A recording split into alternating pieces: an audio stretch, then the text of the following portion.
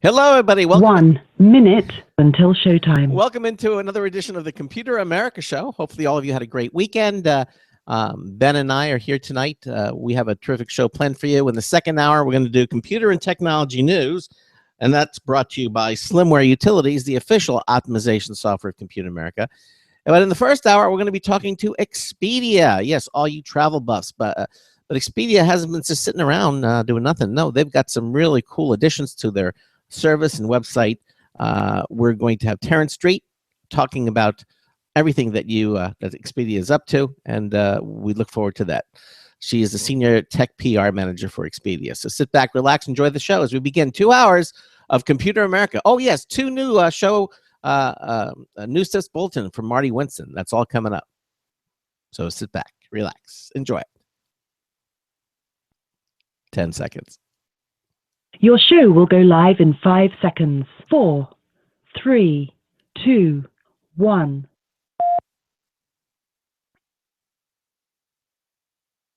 Broadcasting live, it's America's longest-running national radio talk show on computers, Computer America, hosted by national columnist Craig Crossman. Look for Craig's weekly column in your favorite newspaper. This show is being beamed nationwide at ComputerAmerica.com. Keep it here for technology news, computer products, guest interviews, and your phone calls. You're listening to Computer America. Hello, and welcome into the Computer America Show. It's the nation's longest-running, nationally syndicated radio talk show on computers. Computer America is heard around the world and coast to coast. And I'm your host, Craig Crossman.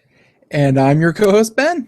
And there you are. So, hey, we got a whole week ahead of us. It's Monday. All right. Here on the show. And we're so glad that all of you can join us here on Computer America. Got a great program planned for you, as I said. So we've got lots of things to do. Hey, you know, I've been playing around with this thing on Chrome, the tab suspended, click reload and everything. Yep. The great suspender. Yeah.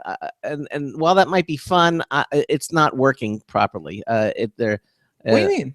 Well, there's just certain things that I'm doing on, and it just doesn't allow me to do. So I think I'm going to probably have to. Well, it's not supposed to allow you to do anything. It's just supposed to suspend tabs that you haven't navigated to in like 5 minutes. Yeah, I know, but I'm going to. Well, I'm finding it incredibly irrelevant. So okay. Well, maybe I'll play with it some more. Again, you're not supposed to play with it. It's supposed to be hidden in the background, and it's not really supposed to come up in your everyday life. Ah, okay. Well, in the meantime, as I said, we have a terrific show planned for you. Did you do anything interesting over the weekend? Celebrated Father's Day. That was awful. And thanks a lot. Yeah, no problem. And no, just cooking, chores. Good. We had ribs. That was awesome. But no, nothing too interesting. Thanks for the hugs and kisses. Anytime. Okay. Well, as I said, here at Computer America, we ooze affection. Yes, we do. Yes, it is. We literally ooze. We're on the affectionate channel, so that's it, and it just. Oh, I didn't know we had a new affiliate. Good stuff. Yeah, Hello Affectionate channel. The affectionate channel. If you have a comment or question for anything we're talking about tonight, you can give us a call at 347-884-8881. We're going to open up the phone lines, 347-884-8881. We'll get you on and get you through. You can also join us in our live chat room from our homepage at computeramerica.com. On the pull-down menus, you'll see there, the second is the show lounge /chat. You just click on that, and it'll take you to the show lounge. Or if you hover over it, I'll give you the opportunity to go full screen on the chat room if you want to. And then it'll say "Want to chat," and just put a name in there, your name or whatever. It's the name you'll be known by when you go in there, and it's just that simple. Now, not only are we a live radio broadcast, we also stream our video live. That's right. In other words, not only can you listen to the Computer America Show, you can also watch the Computer America Show. You can see myself, you can see Ben. Sometimes you can see the guest. It all depends. However, one of the things with Ben, he has the technology, and when we're talking about a particular website, you can actually see the website displayed in the background. with Ben in the lower right or left. Very, very helpful. We're finding Yes, as time goes on. yes, it is extremely helpful. So, and of course, everything that we do here is later archived. So if you like to time shift the show, you don't want to listen to it live. Everything that we do here, our audio broadcast, the video broadcast, it's all available at computeramerica.com. And we Time shift, but I think we're finding what a lot of our listeners do is they listen to our, the audio of the show, on their way to work, during their workout, whenever they listen to, their usual routine. But then if we demonstrate something or have someone on who wants to demonstrate or they want to see something, they come back to the, to the video clip and check that out. So, it's not video or audio. You can have the best of both worlds. That's right. You can do that. Yes, exactly. And I'm just taking a moment to say hello to a lot of the people participating in the chat room. We're talking about the affectionate channel. Whew. The people in the chat room are so lovely tonight. Oh, they're vicious. Wow. They say you can see an old guy and a young guy. I assume he's talking about you, the old guy, and I'm the young guy. Yeah, it's it's been a hard 24 years. I know. I've seen things. Well, at least he's sticking his tongue out with the emoticon. Yes, that makes it all better. Yes, it is. And so happy Father's Day to all you fathers out there. Hope you had a nice Father's Day weekend. Okay, that said, anything else you want to mention before we invite our guest on the program? Yeah, I've felt I needed a vacation. And so if you'll notice on the on the website that I'm currently browsing, from my local airport to Paris, France, unfortunately, ticket costs are about $3,000 a piece. So I'll probably just stay here for today instead of going to Paris. But very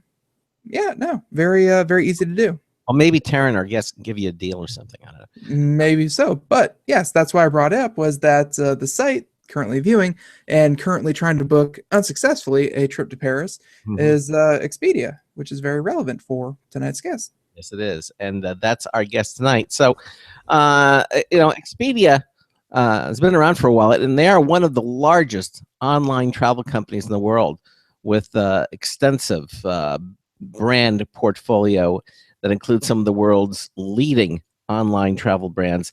Now, in this hour, you're going to hear about some of the new features added. They've got their mobile app and so much more. Joining us is Taryn Street. Taryn is the Senior Tech PR Manager for Expedia. Taryn, welcome into Computer America. How are you? Hi, guys. Thanks so much for having me. I'm doing really well. All right. Thanks for being Glad here. you could join us. Exactly. So what do you think? You get a deal for Ben? I think that's how that works. I can certainly share some tips and tricks as we chat. All right. We don't mean to put you on the spot. He's going to be anchored here for a while anyhow.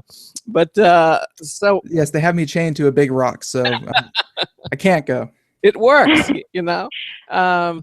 Well, the beautiful thing about working online is theoretically you can do it anywhere, right? That's true. Exactly. All right. So Expedia, it's been around for a long time. And most everybody, when you hear the word Expedia, they think of you as a travel company. Now give us a little background maybe on its tech background and, basically how you started and kind of how you evolved, just briefly, because I really want to get into all the features that about Expedia. Yeah, sure. So we actually started as a PC first business, and we got started back in 1996. And one thing that many people don't know about the company is that the initial idea was to have all of the resources for travel available on a CD-ROM. So that kind of puts it into perspective as far as how long we've been around. But we opted to go online, and so we started as an online travel company, and we've certainly evolved over the years since then. But we were one of the first big established legacy players in the industry to recognize the opportunity that the internet had for travel. So that's how we got started. And then we've just been making some really heavy investments over the years as far as, putting big money into our technology program to make sure that we're staying innovative and relevant and nimble, because as you guys know better than most, the tech space just continues to evolve at a really rapid pace. Oh, absolutely. Yeah, it's people don't want to just go to a website and have to, pound everything out. Nowadays, they want it simple, clean, efficient, and available on a mobile device. Like and that's something that's really been happening in the last couple of years. Yep. So now I know what we do with our website. I mean, we're constantly testing and enhancing and improving our website. It's on a constant basis. We're now what was it, our sixth generation, fifth generation, Somewhere around there. And we just basically wiped the slate clean, and we started all from scratch about a month ago, and started all new. So because there's always new technologies coming out, as I'm sure you're aware, Taryn, of which you want to take advantage. So. And I'm assuming that's the same thing with Expedia. I mean, why don't you talk a little bit about how constant testing of your website enhances the experience for customers, and of course the partners you deal with. Yeah, I'm happy to. So similar to what you guys mentioned, we are constantly testing our site. And so last year alone, we issued over 1,000 tests on the product side, and then a greater number across our marketing and retail organizations as well. So at any given time on the Expedia site, there may be up to 80 different versions of the site floating around. So that's how many tests we have going at one time. Yeah. And I mean, some of them are bigger. So you mentioned that you overhauled your whole site about a month ago. So we've had moments where we make some of those big drastic changes. Just last year, we refreshed our homepage. And so that was a big moment for us. But every day we're testing smaller little things too. So whether that's the size or the placement of a button on the site, or if it's, how things are formatted, things like that.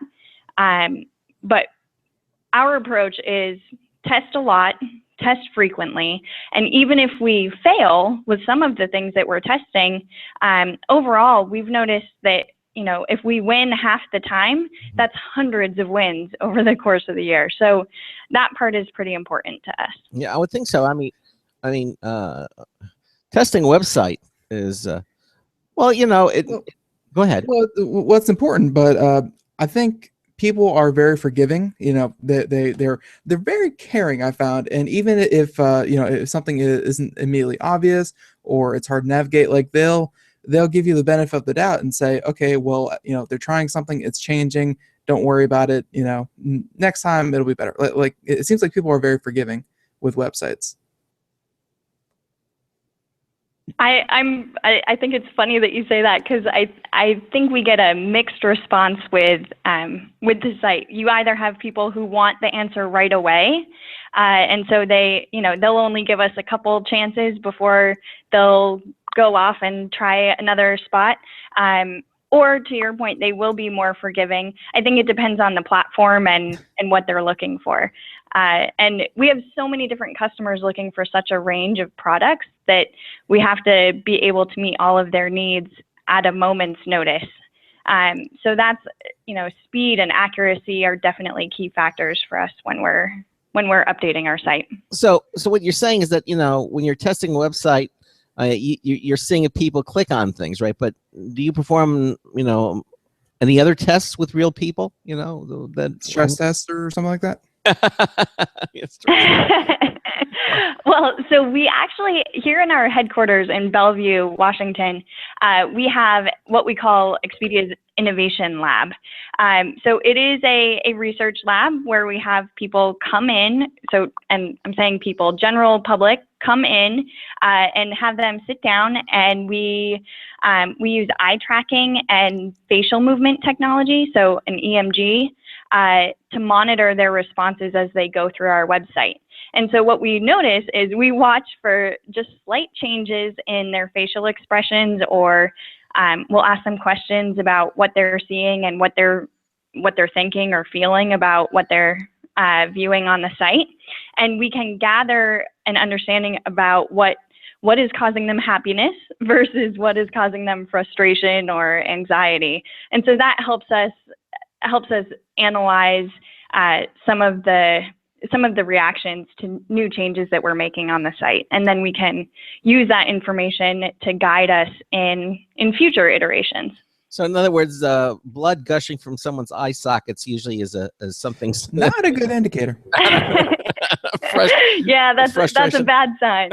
No, but it's funny because we'll have people test playing Candy Crush is one of my favorite examples. And so that creates a big level of excitement, but also it creates the frustration and anxiety if you're not getting the pieces that you need right away. And so we'll use that kind of as a gauge, and then we'll have them look at the Expedia site, and we've discovered that they get really excited when they recognize that that we matched a deal or a price that they were looking for, or if we stored information, they looked at a hotel yesterday and they see it there again, that moment of, oh, cool, that's there, I don't have to search all over again, that creates a moment of delight for them. And then the frustration, Ben, to your earlier comment, the frustration can come in if something takes too long to load, or if they're looking for a particular hotel or a flight at a certain time and it's not there. That's when we notice some of the frustration. So our challenge is then making sure that we give more of the delight and less of the frustration. So, Sarah, are you saying that you use Candy Crush as a baseline for Expedia? We have.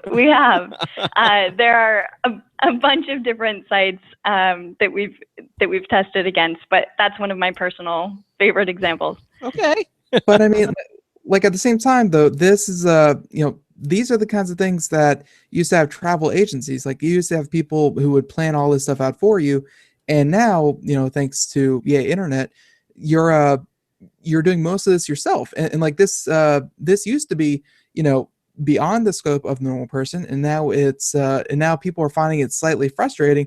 I mean, how do you do it on the back end? Like redoing the front end all the time is great, but the back end, I mean, you have to match cars, hotels, cruises, flights, all of those into something that people can sit down in 15, 20 minutes and knock out. Yeah, I mean, I think that's part of the math problem behind travel that people don't realize is happening. And it's all live data, right? So if I'm sitting next to you, Ben, while you're trying to book a flight to Paris, if you book it before me, then my price could change, or the same seat that I was looking at suddenly isn't available. So it's information that's always updating. And so just with one hotel search from, let's say, Los Angeles to New York, there are thousands of possible results, especially when you're thinking about, okay, you could take a direct flight from LA to New York, or there may be a layover in Denver or in Chicago or maybe in DC. And so when you add all of those up, there are thousands of results. And then when you think that information changes, essentially, the moment that you hit search, after 5 minutes, certainly all of the information is potentially outdated. So then you're looking at millions of results that people have to filter through. And so our job is to just pop up the most relevant results for our customers and make sure that they're quick, they're clear, they're easy to filter, so that people can say, no, I don't want to take a red eye, or no, I'm traveling with my kids, I need to have 2 hours for my layover instead of 45 minutes.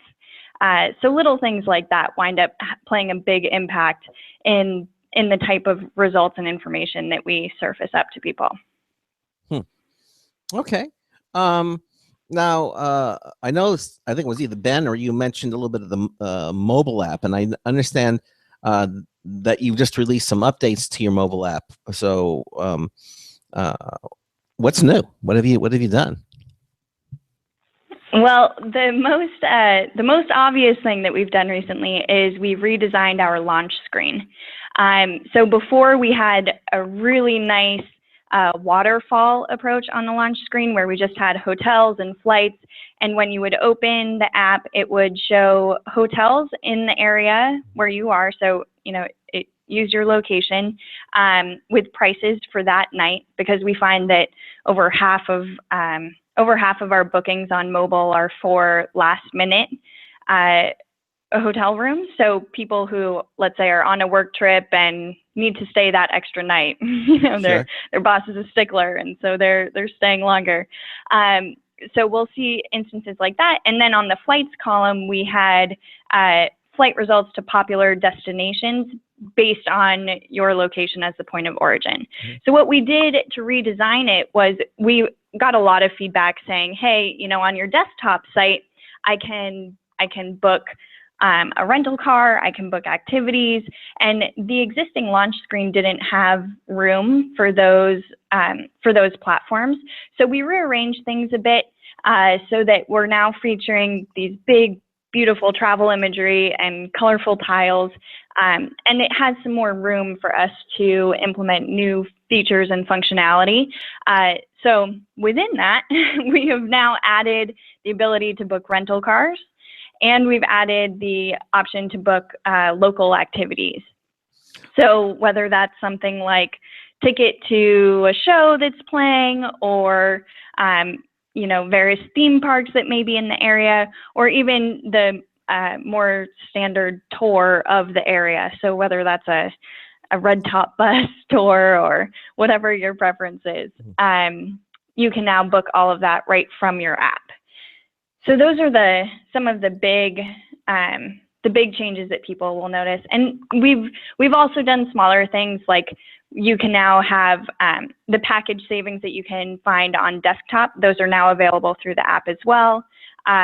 We've added the functionality where you can book a hotel now and pay for it later. So there's a toggle switch on the app when you're going through the hotel purchase path.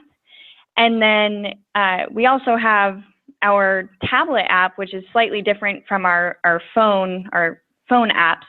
And so we've updated our tablet app with various new travel collections, which I can share more about later. But Sure. Those are some of the major updates lately. You started off as a travel thing, and then here you are now doing all these things.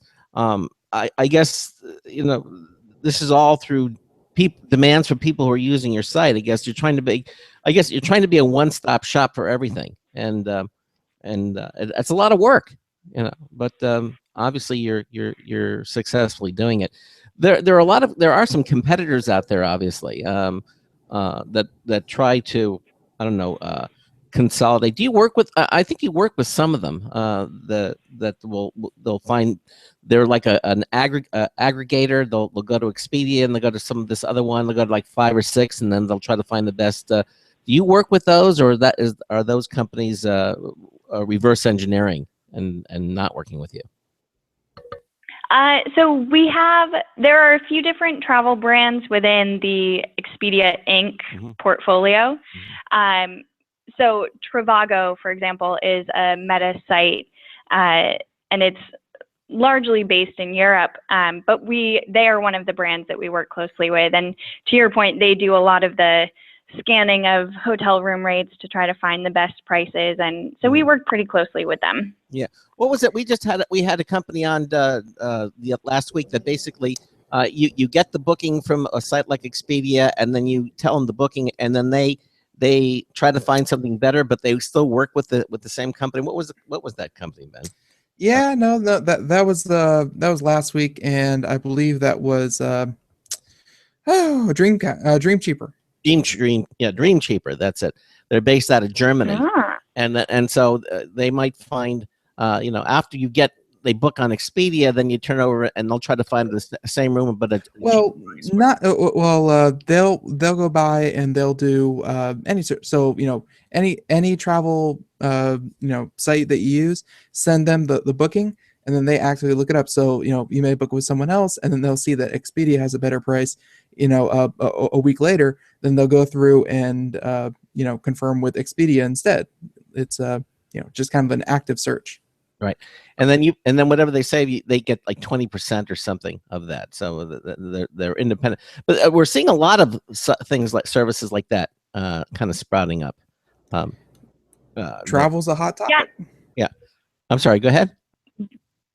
there are a bunch of different companies and services like that are coming up, and it's a pretty interesting space to watch, because I mean, everybody wants to travel, and you know, it's such a fun pastime. So I think it's a huge industry.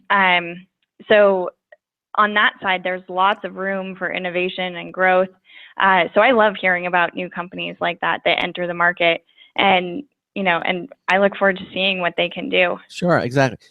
Okay, so now we're talking about the services and everything, but you know, I have to ask you this. You know, the Apple Watch has just been out for a couple of weeks now, a few weeks, and what do you think of it? yeah. No, no.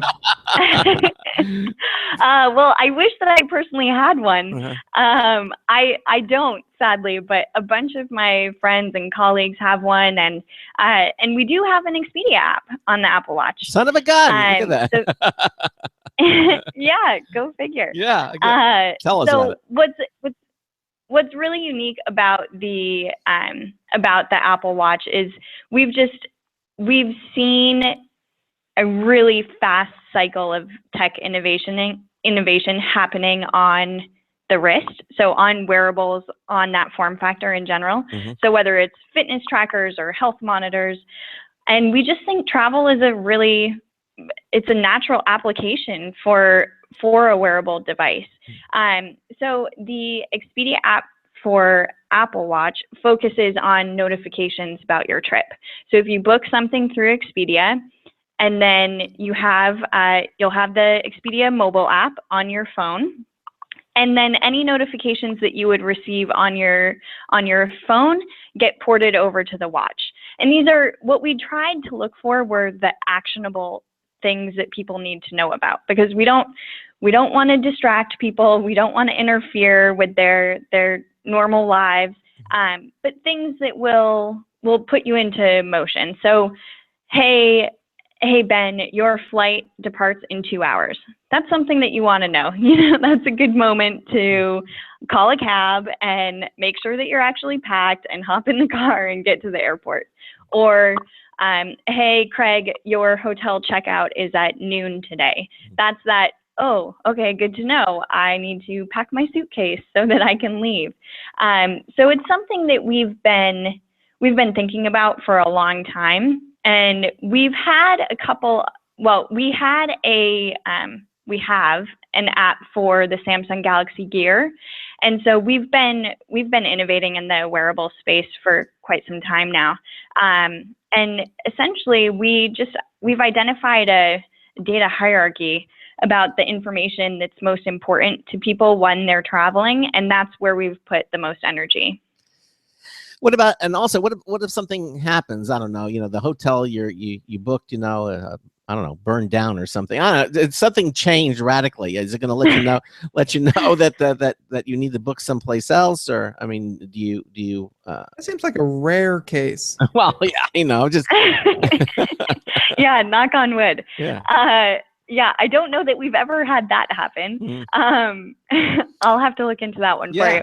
But in other instances, like let's say you're at the airport and your gate changes, you know, that's a pretty common occurrence. Got it. And so we will send you notifications about that. Or if your flight is delayed, we'll send you a quick buzz about that as well. So, hey, your flight now departs from gate 3 instead of gate 17. And what I love the most about the Expedia app is I often find that I will be sitting at the airport and my phone will buzz and tell me that my gate has changed or the flight has been delayed. And I look up at the flight board, or I'm sitting next to the gate and they haven't even told us yet. So I kind of sit there for a couple minutes and go, okay, well, I wonder when they're going to chime in with this information for everyone else. And sure enough, you know, they'll eventually share it. But more often than not, I find that the Expedia app notifies me of changes before I get them at the source. That's going to be very handy. I mean, you know, especially when it's on your wrist and you're at the airport, and you know, I know a lot of people will look at the big screens, you know, but one might not necessarily be nearby, or you might be, you know, at the, you know, having something to eat, you know, and and then the gate changes. That's nice to know, but your watch just taps you, you know, how the Apple Watch does that and says, hey, your gate's changed. That's going to be save you from a lot of grief, I would think. Oh yeah. I mean, it's saved me personally a lot of time. So, and just little things too, right? Where it's things like, hey, Craig, you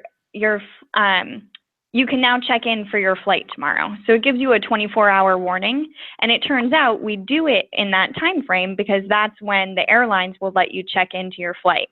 So if you check in at that 24-hour mark, then you're more apt to get an upgrade on the flight or to be able to choose your seat and find one that you really want. So little things like that make a ton of difference. And it becomes a hard thing to actually measure of a quantity of time, but it's that instinctual, wow, I can tell that just put me ahead of the rest of the group, Sure. and that makes me feel really good. And that's nice, and that's all part of the Expedia service. Listen, Taryn, we're at the bottom of the hour. We're going to take a little break. We've got a brand new News Tips Bulletin review from Marty Winston, and we'll be back with you. You're listening to the Computer America Show, 347-884-8881. We'll get you on and get you through. We'll be right back with Expedia here on Computer America.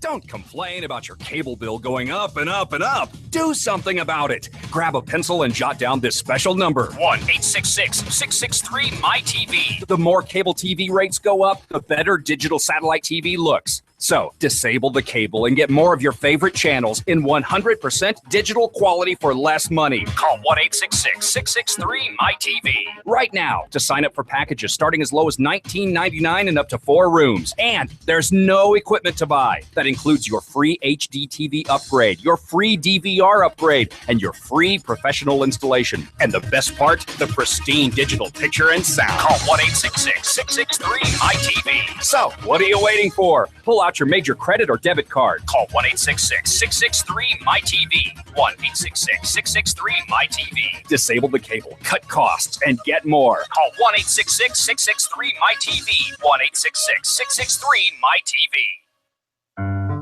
Hi, this is Craig Crossman, host of the Computer America Show. You have important meetings to schedule. Your company's getting ready for its IPO, and you're in charge of the PTA fundraiser this month. So how do you coordinate everyone to be available at the same time? Are you still using emails, phone calls, even text messages to schedule meetings with a group of people? How's that working out for you? That's so great, huh? It's a fact that every day, millions of people suffer from scheduling headaches. Well, with Doodle, scheduling meetings with a group of people is quick and easy. With Doodle, you can easily propose available times to each member. Each one checks off the times that they're available, and then you simply pick the time that works best for the group, all in an easy-to-read display that integrates with your existing calendar. Nothing could be more simple. Give Doodle a try for free, and like millions of Doodle users, you'll truly see how easy it is to find the perfect date and time for all your meetings. That's www.doodle.com.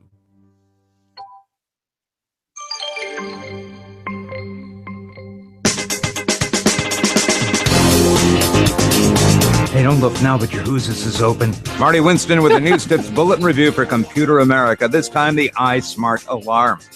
We can't help thinking about how closely related home control and home security tend to be, especially lately. In both cases, there are sensors monitoring many of the same things. In both cases, there are controllers, though their preordained responses may serve different ends. In both cases, there may be effectors. We got in the iSmart Alarm and several of its adjuncts for review. Its Cube 1 controller is a small white cube that plugs into a router and a wall wart. Its sensors link wirelessly over license-free RF. Those sensors include magnetic pair open-close sensors for windows or doors, a motion sensor, and a camera that, in addition to feeding video, can also detect sound and motion. Its effectors include a loud audio tone, a power outlet control add-on, and alerts by text and voice calls to a registered and authenticated smartphone. We hear they plan some integration with Z-Wave, HomeKit, and Google Thread. We think of iSmart Alarm as a home control system that's optimized for security. Bottom line, the iSmart Alarm may be the easiest, least messy, and most goof-proof do-it-yourself home alarm system we've seen. Marty Winston, News Tips Bulletin for Computer America. Welcome back to the Computer America Show. I hate it when I leave my, what do you say, who's it's? When I leave So, my who's it's open. Yeah. So, yeah, that was Marty Winston with the News Tip Bulletin Review. Always love those. Have 2 new ones every week for you. And those were, I'm sorry, and that was the first brand new one of this week. We'll have another one in the second hour. But here in the first hour, we're talking to Taryn Street, who is a senior tech PR manager for Expedia.com. And first thing, I gotta get this off my chest and say that I don't know how your marketing team did it, but now every time I say Expedia around my mom, she goes .com and like It was a catchy tune. and it's like one note, and every website has a .com, but somehow Expedia was able to get .com associated with Expedia. So that was a good move. But, that was before I joined the company, but I still give them lots of credit for it. very much so, very much so. All right, and right now we're talking about wearables, the Apple Watch. You know, you even have an app for the Apple Watch. You know, kind of surprising since that thing is so devoid of apps at the moment. It's still so new, but apparently Expedia on the cutting edge. That's good. But yeah, I meant to ask you, have you guys had a chance to play around with one? we had a friend come over who had one, and we kind of crowded around. He came over and visited, and he had an Apple Watch, and so we were playing. He let me, put it on, feel it, and I mean, like as far as wearables go, it's probably one of the best ones out there, but it's still hard to say whether or not wearables are still going to catch on. Yeah, it's an interesting thing. I mean, with how many different companies are investing in wearables and the early appetite for them. I mean, when you look at some of the pre-sales that Apple received for the watch, they're impressive numbers, and it's bound to just grow. And especially as the content gets better and more finessed, and people are able to test on them and understand what consumers really want. I think it's going to be a really interesting space to watch. No pun intended. There you go. Exactly. Well, I mean, I think you're absolutely right, because there's if they're wearables, obviously they're going to be wearing them around, and they're probably going to be wearing them when they're catching their flight, when they're booking their hotel. Like, they're going to have it with them. So if they can pull up some kind of relevant information on those mobile devices, or at least on those wearable devices, that's an opportunity. It's just, I don't know what kind of information would be helpful on, like, the Apple Watch is obvious, because then you could show people your confirmation number and things like that. But I mean, like, I don't know, just what kind of information do you think would be valuable to someone on these wearables? Well, like I mentioned earlier, we've found that notifications are kind of the way forward for us right now. And part of what we base that on is itineraries. So when you think about your online itinerary, and you can go to Expedia.com to see your trips, or if you're on your phone, you can go to the trips page within the Expedia app. That trips page alone receives about 250,000 views per day. And so we know that there's tremendous interest in having that type of information right at your fingertips. And so that's what we're trying to parlay over to the watch. I mean, we'll see how things go. We'll see what notifications really stick for people versus what they quickly swipe away.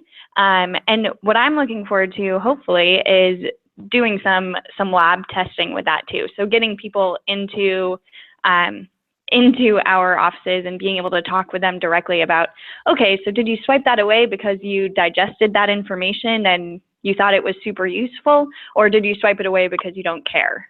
And so that's going to be the fine balance, I think, between what we wind up displaying versus what we're showing now versus what we could potentially show in the future. Personally, if I were you, Taryn, and I was the senior tech PR manager for it, I would say, look, if you want me to really test this, you have to get me an Apple Watch so I can, I can really do in-depth analysis. Pull out the I need this device. That's a good point. I'll have to have a conversation with my boss There you about go. that. Exactly right. Exactly. All right. So basically, your stance on wearables in general. Then you're saying you're always looking for new platforms. Um, and how long does it take you to, when something new like this comes out? How long does it take you to get something out there for those people to use? Well, I'd say that depends. I mean, clearly we have a pretty close relationship with Apple and with Google. So we prioritize a lot of the updates that they release, and we try to make sure that we're a good partner for them. And so by building those apps and focusing on platforms that we think have potential, that's kind of how we've prioritized. But we do have apps for various platforms. So for the tablet, we have an app. We have a Windows app. So we focus across the board, but we look to where the majority of our users are. And right now, that's Android and Apple devices. Right. Exactly. Okay. How do you design for customers using these different platforms? Well, so for the tablet app that I mentioned, we launched that just last summer. And so what we noticed and why we thought that it was important to launch a separate app for tablet that was different than what you have on the phone was because we discovered that people are using these devices differently, right? So when you're on the desktop, you expect certain things, you want it to behave in a certain way. But when you're on the mobile phone, that doesn't really translate. You want to be able to access things more quickly, more easily. The buttons need to be big enough so that you can touch them with your finger and have it respond. So little things like that. And the tablet was an entirely new platform as far as how people were using it. We discovered that it was more of a lean back device. Mm-hmm. So whereas people are at their desktop and actively searching or on their phone and scrolling through things when they're standing in line for coffee, when they're on their tablet devices, they're frequently sitting on their couch after work and, they're multitasking. So they may be watching TV while they're browsing through tablet. Mm-hmm. And so we tried to create an experience that reflected that. And so for travel, that means that we were trying to inspire people in the planning and the booking phase. So what you'll notice if you open up the Expedia app on a tablet device is that it's a vastly different user interface than what you see on the phone or on the desktop. And what I mean by that is when you first open it up, you'll see a picture of the world. Mm-hmm. And then at the bottom, there are a whole bunch of little boxes, and we call those collections. And those are meant to inspire you to look into new destinations that you may not have considered otherwise. So let's say, Craig, that you want to go on a ski trip this winter, and you always go to Denver. And this year you want to try someplace new. We may have a collection that says popular ski trips or popular ski destinations. And so you can click on that and see that, oh, well, New York has some pretty great mountain ranges, and it turns out that could be just as affordable as going to Colorado. And so it kind of just opens people's eyes to other options that they may not have considered previously. Yeah. And then it still allows you to go through and book your hotel, book your flight.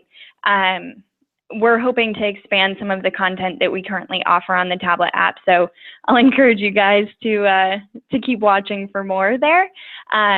But it was just a really new experience for us. And so far the feedback has been pretty good as far as, the amount of time that we see people spend on the tablet app is higher than how much time they spend browsing or shopping in the mobile app. And so for us, we've taken that as an indicator that, we achieved one of our goals there. Right. Those crazy New Yorkers are just skiing off of those skyscrapers. It's just I never expected them to do that. All right. So, so obviously, customers now can book cars via Expedia, which is very, very convenient. But I understand that you actually recently had a study, not on car rental companies. You had a study on road rage. Okay, road We rage. did, yeah. What did you find out? Why? Yeah, why, and what did you possibly find out in this study? Other than maybe people throwing their Apple Watch at somebody. I don't know. What? Well, we do rent cars, and like you mentioned, we recently just introduced the ability to book a rental car through the Expedia mobile app. Uh-huh. And so we actually conducted the road rage study last year as well. So this is its second year, and we just find it really interesting. The people's behaviors when they're traveling in cars is incredibly different than it is when they're just going to a hotel for a weekend, or if they're taking a trip cross country, or traveling on a plane. And so we like to take a look at some of the interesting findings about people and their driving behaviors. And so one of my favorite stat is just that the texter is always the one that generates the most fury. Really? The majority of Americans, yep, they hate the texter. Well, I mean, it only takes like 3 seconds of distraction. Yeah, but it's the 3 seconds that it's like you can see someone like kind of put their head down, and then they cross lanes, or they do something, and you see their face down in their phone. You get so mad. I know. I mean, I understand. I mean, in 3 seconds, you can travel half a football field. I mean, that's what I'm saying. I mean, it's so quick. And you look down, I'm just going to text, and you can have this horrible accident. And anytime I see somebody texting, I want to say something. I don't. But I do. But the window's up, and they can't hear me. Yeah, that's a good point. I mean, there are other things that irritate people while driving too. So, I mean, it's not just the texter, but I think Ben made a great point. You can visibly see someone texting, and it's illegal in most states. Yeah. Maybe all states. Yeah, I guess I'm not an authority figure there, but yeah, I mean, others are the tailgater. That ranked second, and then the left lane hog, so the person who consistently drives in the left lane even though they may be going slower than other cars, and then you've got the multitasker, so we've all seen that person putting on makeup in the car or reading a newspaper while they're driving. So lots of irritants on the road. Yeah, but what motivated you to do the road rage? So what was the motivation behind it? Just out of curiosity. Well, again, because we rent cars, we just think it's such an interesting space to look at as far as people's behaviors when they're on the road. Have you used any of this data other than just to present it? I mean, are you actually using it to do something? Well, we do present it. Most of the data that we collect, some of it is really relevant in that we'll identify some of the top driving destinations. And so we've shared that with, in some regions, like Florida, for example, last year they ranked number 3 on the most popular road trip route. And so we'll share that with some of our car partners and make sure that they're aware, and, to the extent that those companies then use the information is questionable. I'm sure they have some data on their own as well, but it's fun nonetheless. Yeah. Now, there are a lot of apps that are useful on the road. And Expedia, I know you offer a bunch of these helpful tools. What apps do you find that are most helpful for people who are traveling? So maps are by far one of the top applications. So whether that's Google Maps, which won out as the favorite in our survey, or Apple Maps. But interestingly, a third of Americans still print out their directions when they're driving. I know. Which I just find that so fascinating. I know. I would do it, and also, I have a navigator. I have my smartphone, my iPhone, have it all. And yet also get, print it out anyway, because what happens if the battery goes dead or something, you have a backup, so maybe people print it out as a backup, maybe that makes sense. MapQuest. It's possible. Do you still have the big fold-out map in your car? Oh my God, that thing that is in the back, it is water stained.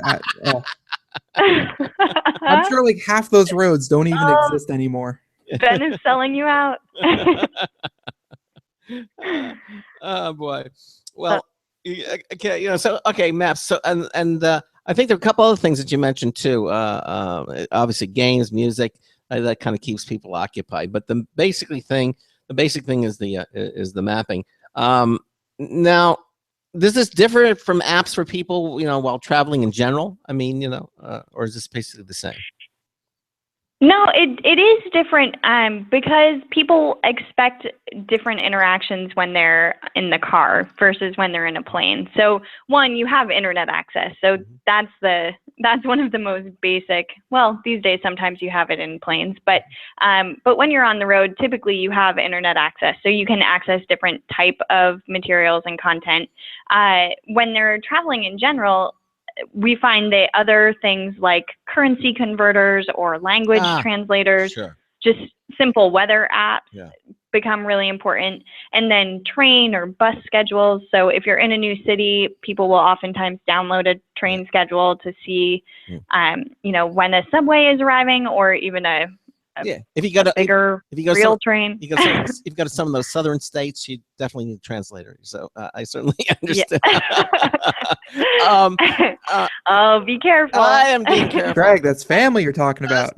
Just kidding. Now, one of the things I did get, I know when Ben took a flight, and we were worried, want to make sure that he arrived. It was so creepy. He downloaded an app and it tracked me. It tracked him. Yes, exactly. Like not my plane, like me. I don't know how he did it. No, that was the flight, and I understand. They saw a little plane, and you could see it was taking off, and the little plane, you could see the plane moving over the map and everything, and it let you know when he landed and everything. It was good now, and I think it was like Flight Track or something. I think it's from Expedia.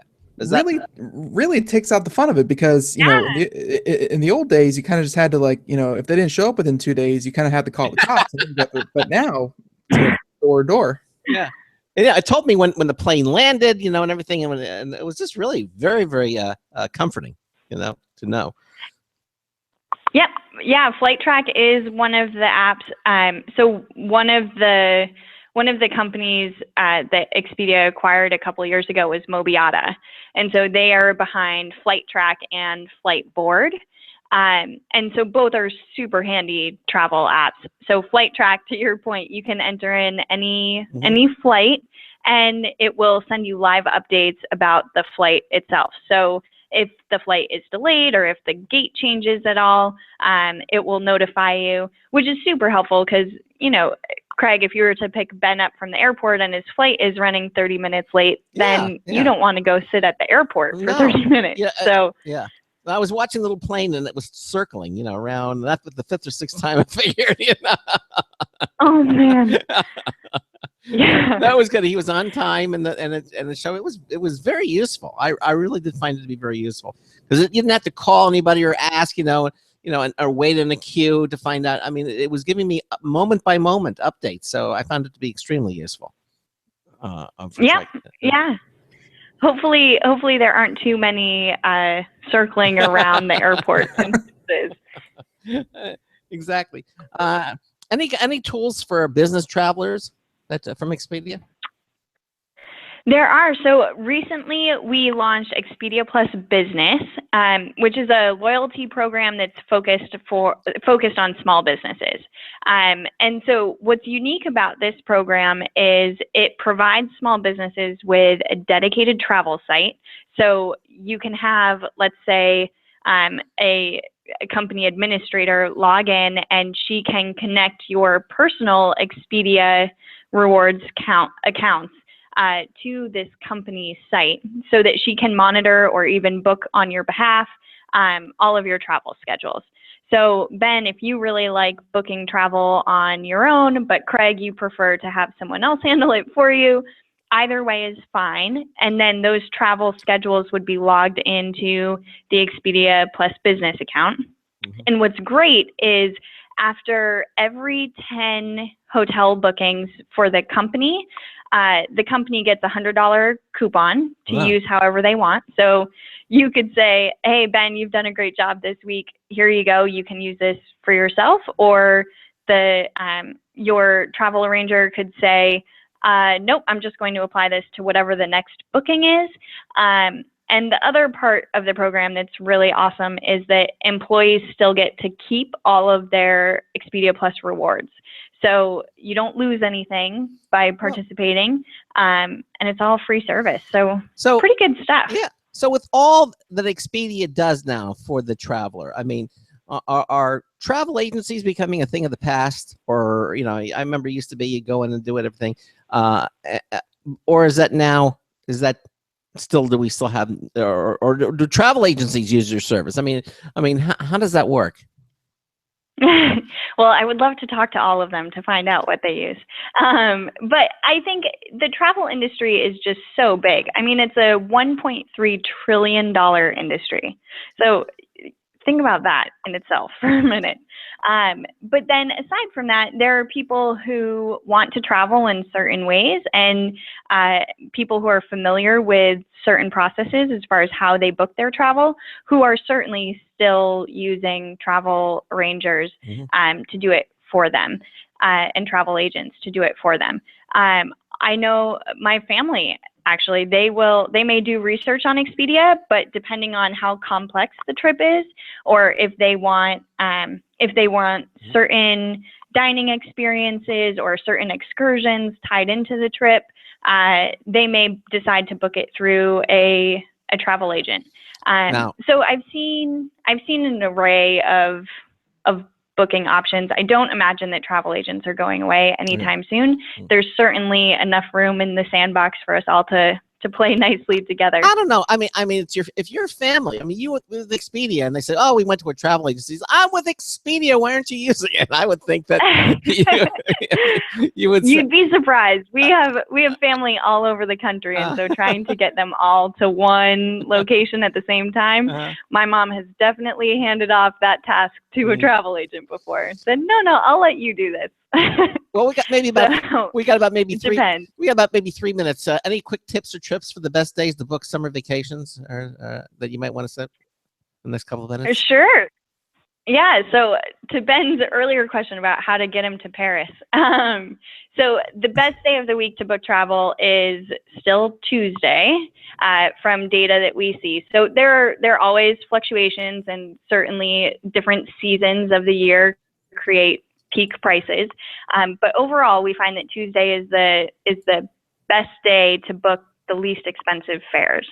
And surprisingly, in 2015, we discovered that we did some research lately and discovered that overall ticket prices have declined this year.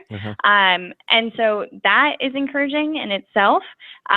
We saw ticket prices decline approximately 2% on average across North America and Europe, and then even up to 7% for travelers originating in the Asia Pacific region.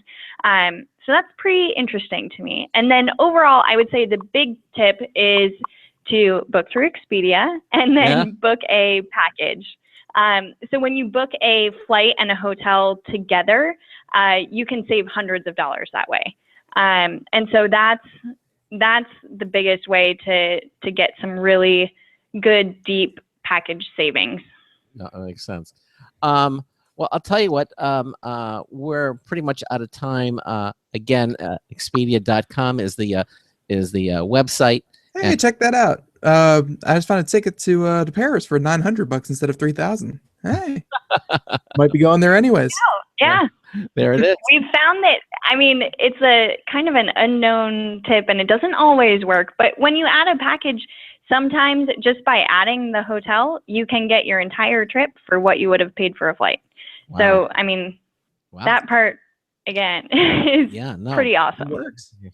Well, again, Taryn, I want to thank you for being here with us tonight. Again, Expedia.com. Of course, you can go to ComputerAmerica.com and you can listen to and see any portion of the interview we did tonight. We actually have a link to the Expedia.com website on our homepage at ComputerAmerica.com.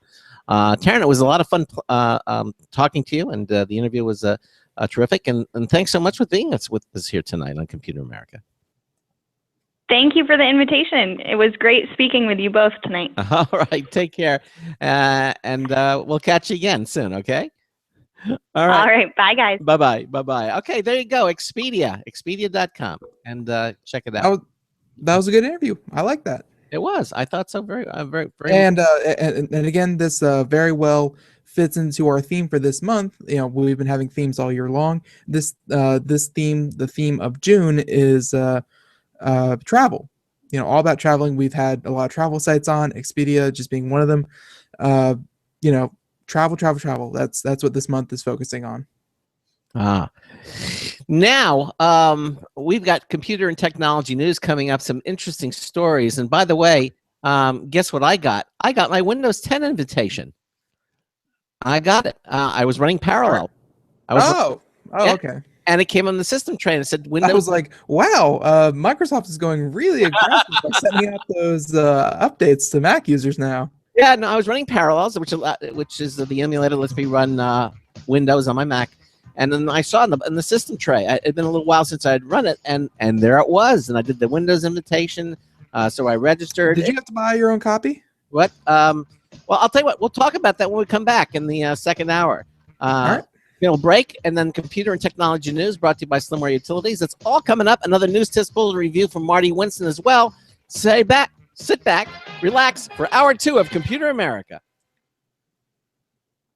Broadcasting live, it's the only national radio talk show on computers to air every weeknight. Computer America, hosted by national columnist Craig Crossman. The first hour's behind us, but there's still more of tech news, tech talk, and your phone calls. We're being beamed nationwide at ComputerAmerica.com. You got computer problems? Bring them on. You're listening to Computer America.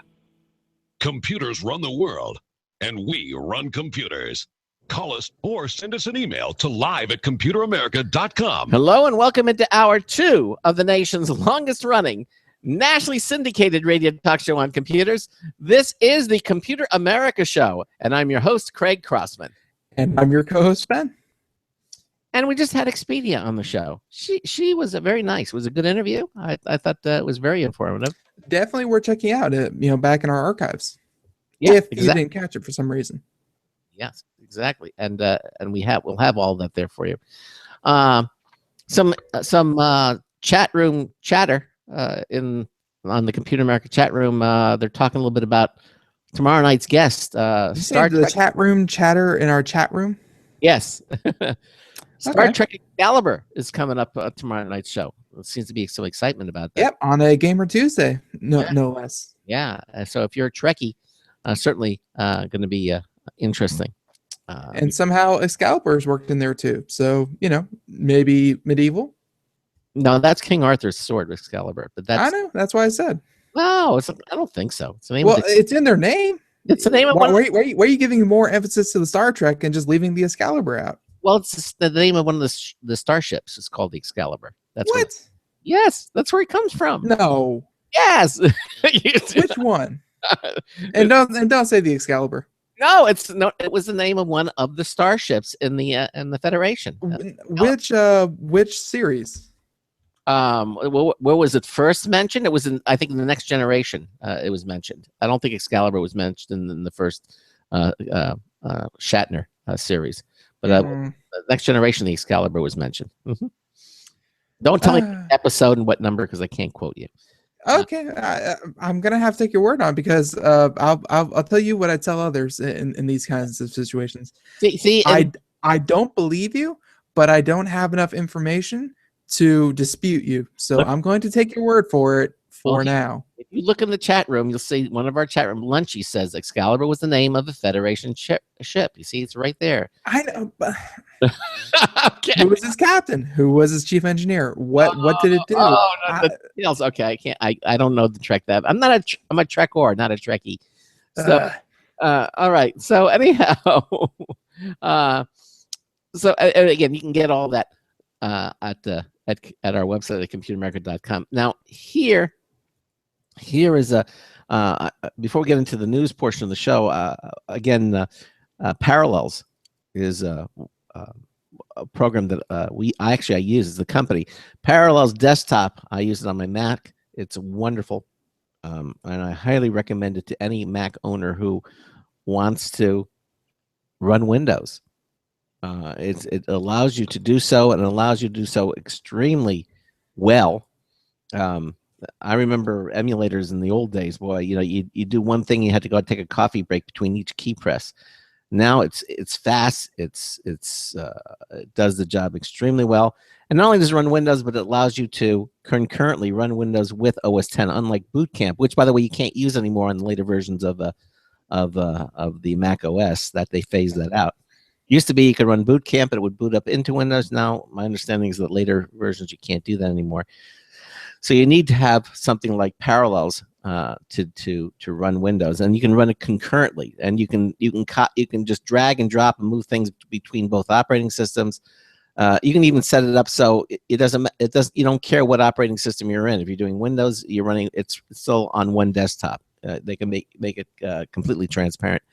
Great program. And also, they have something called Access, which allows you to run your computer remotely from your smartphone or your tablet. Wonderful program. If you go to our Facebook page, you'll see we talk about it, and you can check it out for yourself at facebook.com/Computer America. But one of the things when I hadn't run it in like about a week or so, and then I ran it, and I noticed immediately in the system tray, there it was.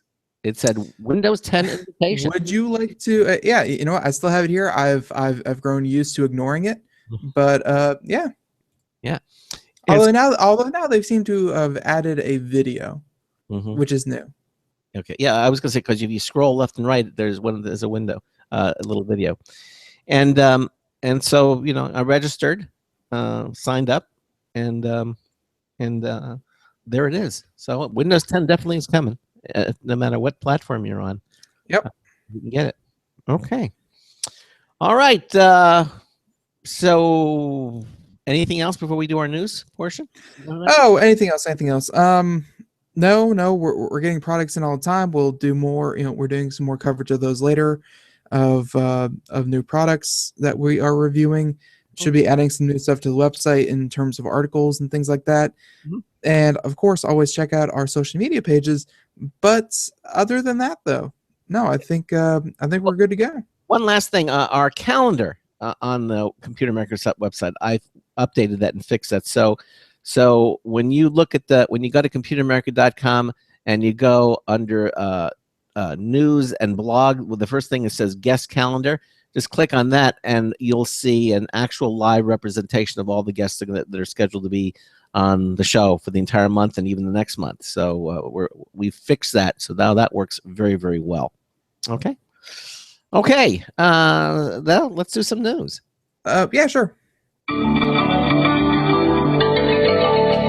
Tonight's computer and technology news is brought to you by Slimware Utilities, the official optimization software of Computer America.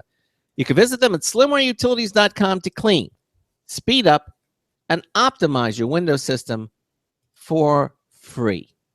That's right, you heard me, for free. No obligation. There's no, crippling of the software. There's no, you use it for 10 days, then you have to update, you have to buy it. None of that. It's completely free.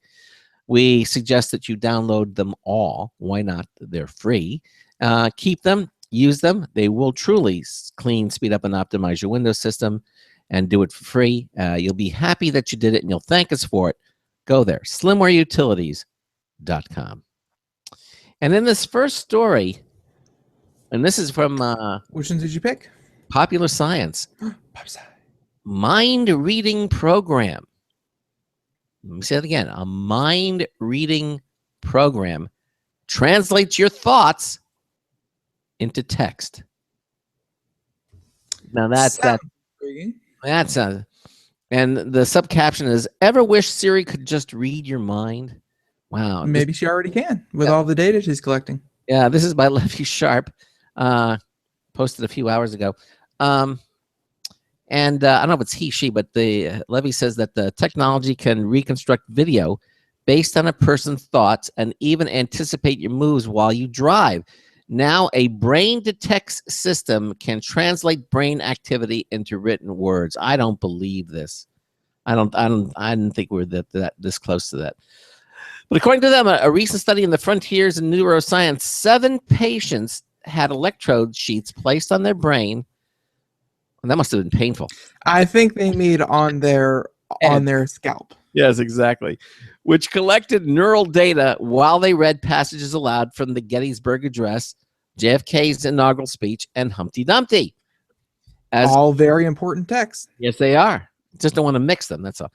As each person 7 years ago. We do these things not because we are Humpty. We do these things for they are Dumpty. Yes. As each patient spoke, a computer algorithm learned to associate speech sounds such as FOH and net and ick with different firing patterns in the brain cells. Eventually, it learned to read the brain cells well enough that it could guess which sound they were producing with up to 75% accuracy. But the program doesn't need 100% accuracy to put those sounds together into word phonetic because our speech only takes certain forms. The system's algorithm can correct for those errors just like autocorrect, according to one of the co-authors of the study. So are they speaking out loud or are they thinking this? No, they're thinking. I think what the experiment is doing is they are reading. Reading these passages, reading the Gettysburg Address, reading JFK's inaugural speech, that kind of thing, and then they're seeing what pops out of the computer that is reading their brain, what comes out the other end, and I guess they're getting those words right 75% of the time. Wow.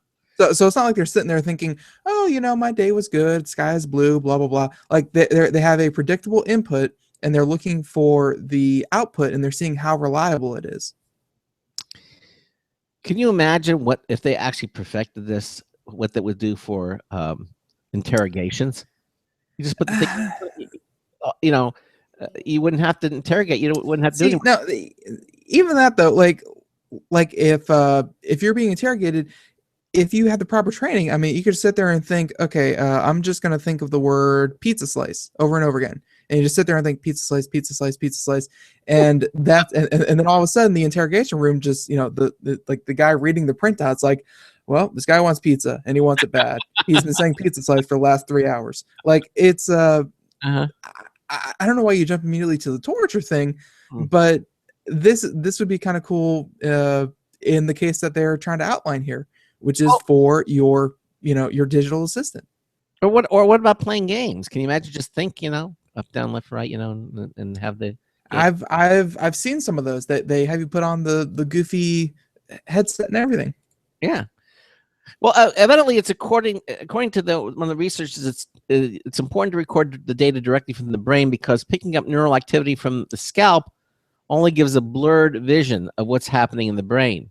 He would like to put the thing actually on your brain, and the heck with the scalp. But I guess he keeps saying that. I don't know. He likened the latter method to flying 1,000 feet above a baseball stadium and only being able to vaguely recognize that people are cheering, but not the specifics of what the people's faces look like. That's true. So, I guess the hair gets in the way, the scalp and everything and the skull, But if you could put this directly on the brain. I guess neural implants would be the best option. Yeah. Now, in this case, the patients were already undergoing an epilepsy procedure where the skull is popped open. Oh, an electrode. Oh, our mistake. So they're actually. Ew. The grid is actually placed on the brain to map areas where the neurons are misfiring. The resourceful team of researchers from this organization used this time. Oh, gross. So there's someone sitting there getting a breeze that I'm sure they have never felt and are never going to feel again. And they hand them the Gettysburg Address and say, hey, don't mind what we're doing up here. And, don't sneeze because that's a whole nother set of issues. Read this paper and we're going to see some stuff. So, yeah, like, ew. Don't sneeze. Well, evidently, because each patient's individualized epilepsy treatment is different, it means, where the electrodes were placed in the brain was very important, obviously. So, because every person's brain is so unique and the neural activity must be picked up directly from the brain, it would be difficult to create a general brain detects device for the average consumer, again, according to these people. However, this technology does have a lot of potential to be used for people who suffer from neurological diseases such as ALS, or who lose the ability to move or speak. Instead of using an external device like Stephen Hawking to pick out words on a screen from a computer to read, the computer would simply speak your mind. Now that would be amazing. So they're not going for the lazy individual driving in a car and shouldn't be texting anyways. They're going more for a medical standpoint. And those who, just like the article said, would have a problem using devices, this would be used in place. Why? That makes more sense. I guess. But again, so I guess hats off to them. I don't know. Yeah. I think hats off to them. I think that if they could turn this into a medical device. That was a joke because they have to cut your skull open. I know. Well, I think that it would, hats off to them or whatever. I think it still would be amazing if they could actually pull this off. Okay. Yep. All right. This next one is going to cause some controversy, but I'm okay with that. I'm okay with that we're here to have good discussion, and I think this is going to be one of them. All right. And this story comes from BGR, and it's gotten a lot of traction today because it was published today around 9 a.m. The time of this actual recording is about 11:15 p.m. So it's had about 12 hours to really fester on the internet. And fester on the internet, okay. Yeah, stew, fester. I don't know, stagnate, whatever. But yeah, again, BGR.com, Zach Epstein report on this today. Now you can really cut the cord. Pirate TV service now has 500 free TV channels. Wow. So, just like the article says, the biggest barrier for cord cutters has been the same that it was a month ago, a year ago, and since time, live television. Eliminating your standard pay TV subscription meant relying on on-demand services, Netflix, Hulu, what have you, and record TV. None of that was live, and that is especially a problem if you are, a person who perhaps likes, live sports or the news or something of that nature. You really can't cut the cord. But now there's a pirate TV service that aims to change that, and as of today, again, it's home to over 500 channels of free streaming content. Wow. Yeah. So, the BGR author says that they covered a service called C Cloud TV back in May, and the service burst onto the scene and made a name for itself by allowing people to stream paid TV channels, including HBO, ESPN, AMC, TBS, Showtime, and more to their computers, smartphones, and other devices. The Pirate TV service has hit a few speed bumps since then, but now it's back with a vengeance. It's offering more than 500 channels, and the feeds fluctuates as old streams are taken offline and new ones are added. C Cloud TV has was home to more than 540 channels at the time of this writing. So since its release and as of the time of the writing, it's already gone up 40 channels. Wow. So obviously very active, very volatile. Yeah. Because while this time they may have added some, they may take those away soon. So not all channels on C Cloud TV are pirated cable and satellite TV channels. The site has added several premium commercial-free radio stations and a number of movie channels. Hundreds of paid TV channels are available as well. And the C Cloud TV team continues to add new features and support for new devices. And as they noted earlier in the report, one of the most exciting features planned C Cloud TV is a cloud-based DVR service.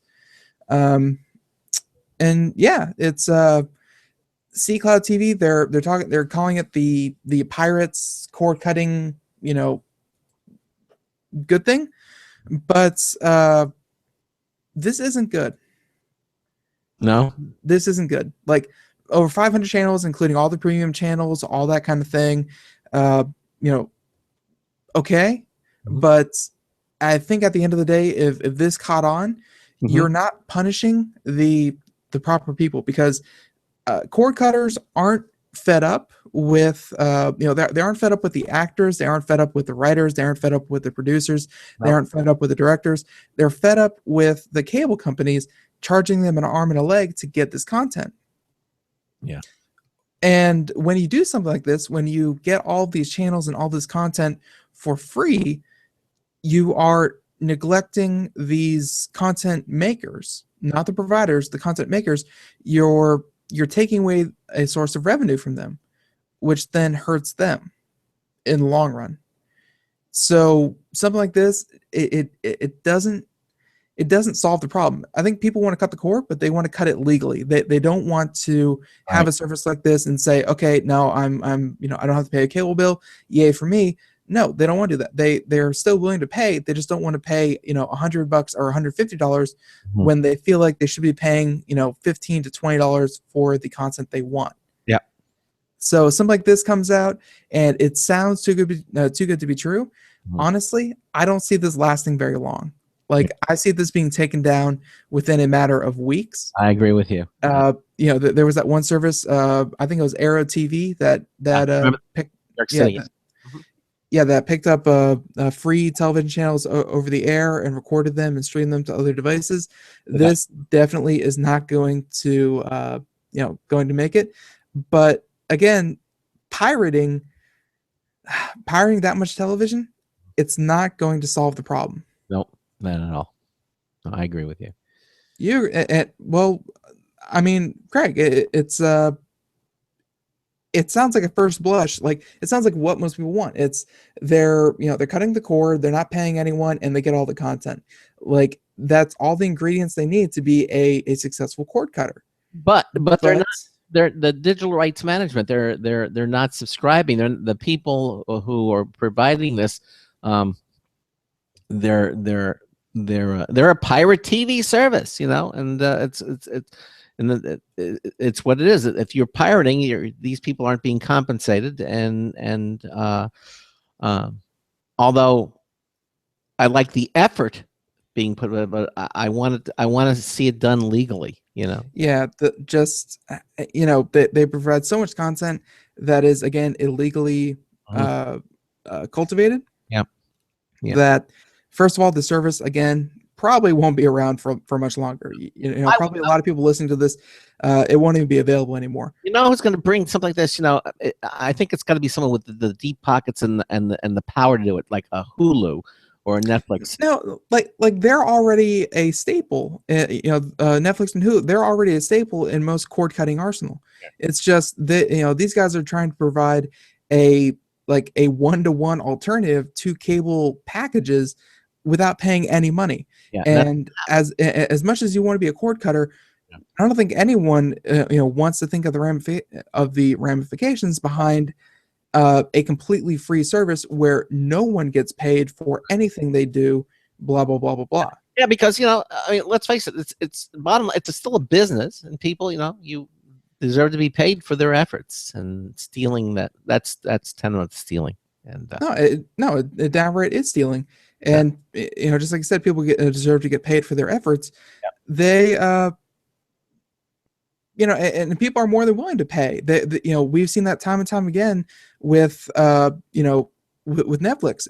When Netflix goes into countries, and you know, in countries that they haven't been before, the pirating levels are high. And then when Netflix goes in, the pirating levels of the content provided on Netflix go way down, because they're more than willing to pay you know, that cheap price if it means they get that content.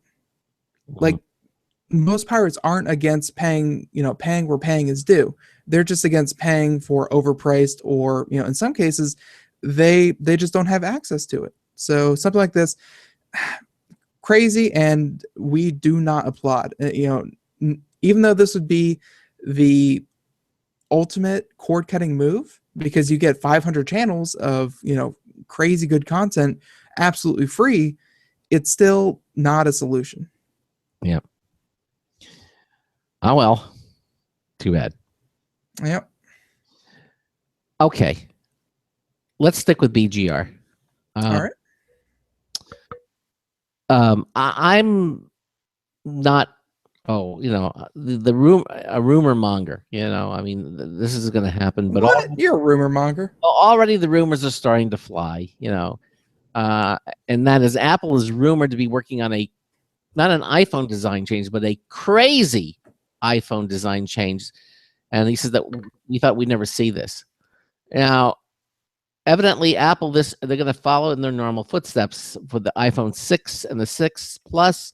They're going to come out with a 6S and an iPhone 6S Plus. Okay, and which basically it'll come to it'll basically look like the same thing, but it'll have some it'll be faster, quicker. They'll add some it'll just be speedier than it is now. But there are some rumors that saying that Apple is already working on a technology that might help it pull off the most radical redesign of the iPhone yet, with the iPhone 7 in 2016. Okay. Now, this is again according to DigiTimes. They're saying Apple is developing touch and display driver integration, single chip solutions for its iPhones. Okay. Now, that might not sound so appealing, but it does not sound exciting, sexy, or otherwise.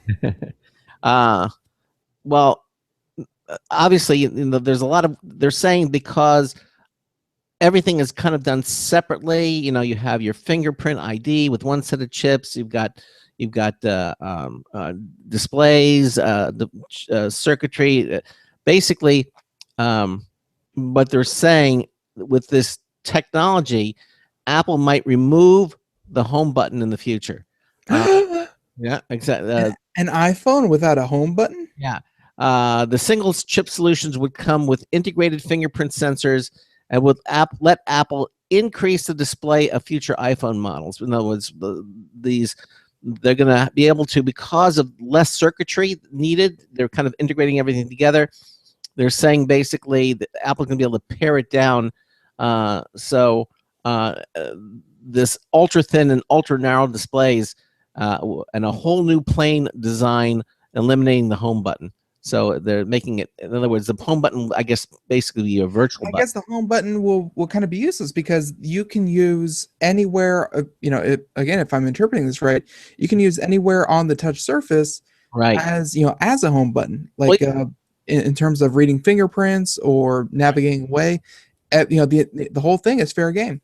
Well, you see, Apple's pioneered the Force Touch technology that's on the iWatch, and what they're thinking is that this Force Touch technology is that they've done on the Apple Watch.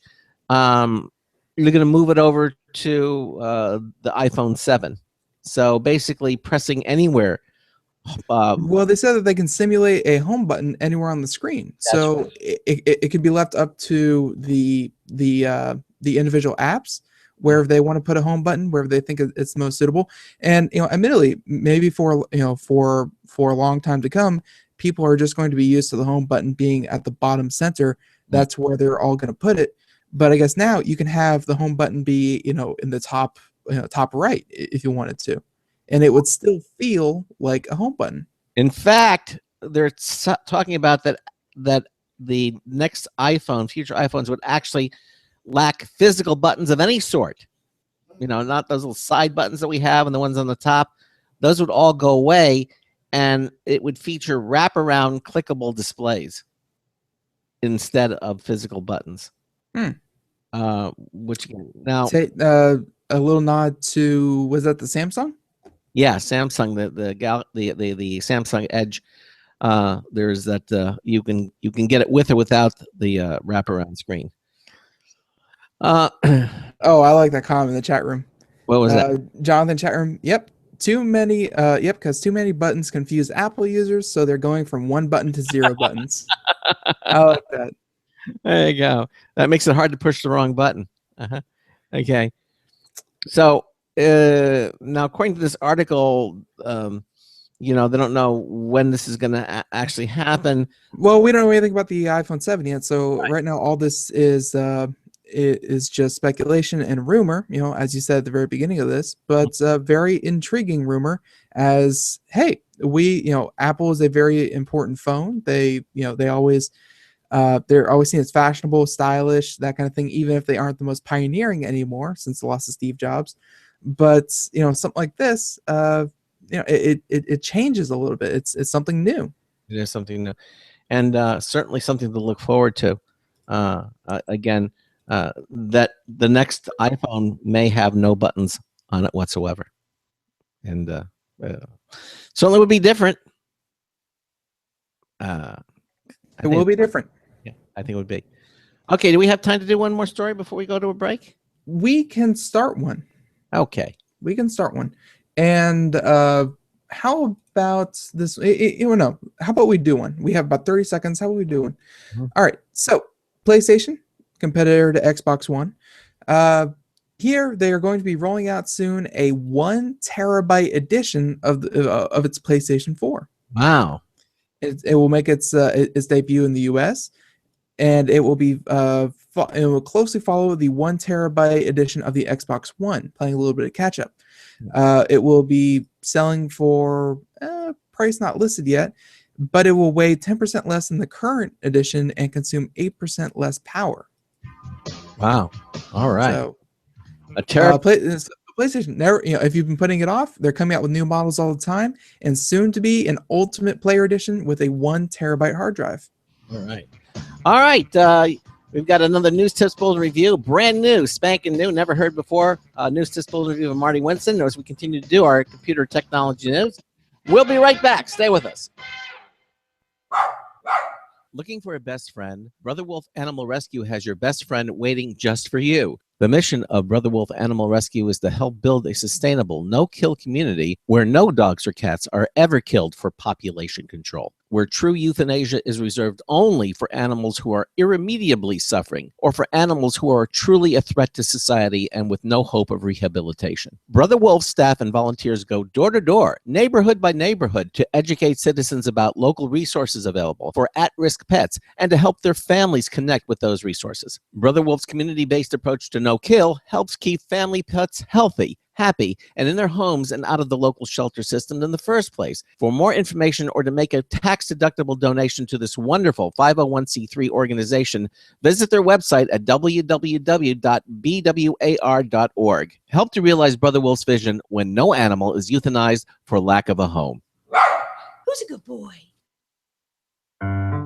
Hi, this is Craig Crossman, host of the Computer America Show. You have important meetings to schedule. Your company's getting ready for its IPO, and you're in charge of the PTA fundraiser this month. So how do you coordinate everyone to be available at the same time? Are you still using emails, phone calls, even text messages to schedule meetings with a group of people? How's that working out for you?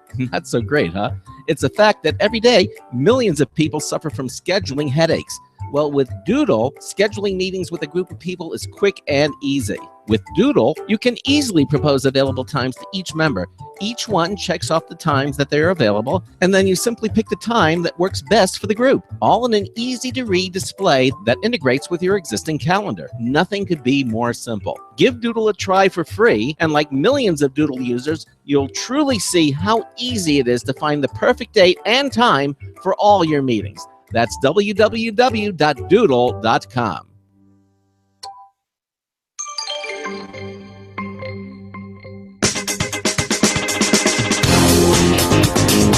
No, stapling is not the same as sewing. Oh, it's Marty Winston with a News Tips Bullet Review for Computer America. This time, the GE Jasco in-wall Z-Wave Smart Outlet. One of our recent reviews was of a plug-in 12-amp, 1.5-gallon water heater that could mount under and serve the needs of one remote sink. Yeah. Another was of a Jasco timer that could let you set daily on and off times in 15-minute increments, so that water heater, for example, won't use electricity when you're in bed, but keep hot water ready when you're likely to need to use that sink. To get even smarter about this, we asked Jasco to send their GE-branded 15-amp in-wall smart outlet for review. It replaces a standard duplex grounded outlet. Its top outlet is always alive, while the bottom one can be turned on and off by any Z-Wave controller. That means the day of the week, occupancy vacancy sensing, known away factors, and usage patterns can also contribute to minimizing on times and reining in the electric bill. Bottom line, Z-Wave control of the 15-amp GE Jasco in-wall smart outlet introduces more ways to reduce energy without introducing ugly little white blocks to the room. It's Marty Winston with a News Tips Bulletin Review for Computer America. Welcome back to the Computer America Show. 33 minutes past the hour. Marty Winston with a brand new News Tip Bulletin Review. Thanks for that. Yeah. And we're doing computer and technology news brought to you by Slimmer Utilities, the ultimate or the Official optimization software. And they could be ultimate too, of Computer America. And we're doing stories. We did a really quick one. I'm not counting the PlayStation one as my story, so I'm going to go ahead and do this one. I haven't been following this as closely as probably someone in the tech world should, but honestly, I saw the big names and I was like, that's more pop culture, not really interested. So this one is, kind of pulling from this Wired article. It's been all over the news, though. It's been all over the news, all over the web, and all over the place. Taylor Swift, yes, that one, the one with all the catchy songs. Taylor Swift wrote a scathing blog post. Yes, folks, this is what the world has come to. Kind of yelling at Apple that they aren't being fair to their artists. Now, Apple is re-releasing their new iTunes Radio and their iTunes Music service. Yep. Mm-hmm. If you have iTunes, you'll be painfully aware of this. And they said that for the free 3-month trial period that someone signs up for the Apple service, and it's a no strings attached, no bills, no nothing for that 3 months. Let's say you listen to Mr. Ezra, or you listen to an artist for those 3 months during that time period. Normally, if you were in a contract with Apple, they would have to pay royalties to that artist that you watched. That's just how it is. They get to use the music in their library, and they pay them royalties.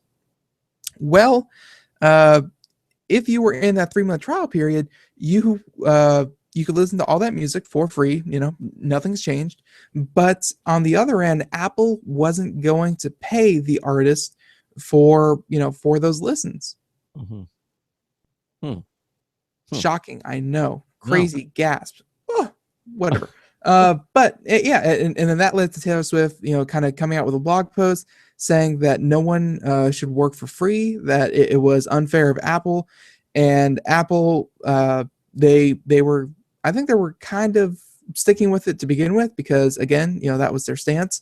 But at the end of the day, after Taylor Swift, it not just because she spoke out, but because she was so, everyone kind of latched onto her idea.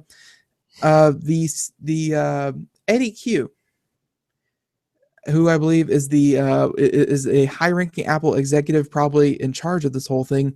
Eddie Q had tipped his hat and said, "All right, Taylor Swift, we've heard you and the other independent music artists, and we, and we're gonna change." And so they did. They've changed the way they've written, where now even if you're in the 3-month trial period, they are going to pay the artist, that whoever you listen to, they're going to pay them royalties based on those listens. What was it? Spotify. Yep. Spotify got I'm sorry. Go ahead. He wrote Daniel Ek, who's the CEO of Spotify. He wrote a blog post defending its royalty agreements, claiming that the company's paid $2 billion. That's billion with a B to labels and publishers and music owners. No, it's big money. Yeah, it is. So this is tantamount to Yeah, she makes a quick comment. I don't know if she's necessarily thinking it through. Who? Taylor Swift? Taylor Swift. What? No, Apple's completely in the wrong on this one. You don't think giving 3 months to try to entice people to come in and then purchase? That is all on Apple's side. That's Apple's prerogative. That's if that's what they want to do. That's fine. But they're using their music. Like that's if someone carried Computer America and they said, okay, listen to, of course we're always free, but let's say we charged $1 an episode, and and someone comes by and says, okay, listen to as much Computer America as you want for 3 months, no fees, and then they don't have to pay us anything. It's not fair because you're using their music without paying the royalties. In what other case is that fair? It's not. Exactly. So and that's what Taylor Swift was pointing out, was that they were doing exactly that. They were using the artist's music without giving them their their royalties, just because the people listening through their service weren't technically registered users. So if that's the case, then why does Wired say don't give Apple too much credit for bowing to Taylor Swift? Don't give them too much, because it was a poorly thought out strategy to begin with.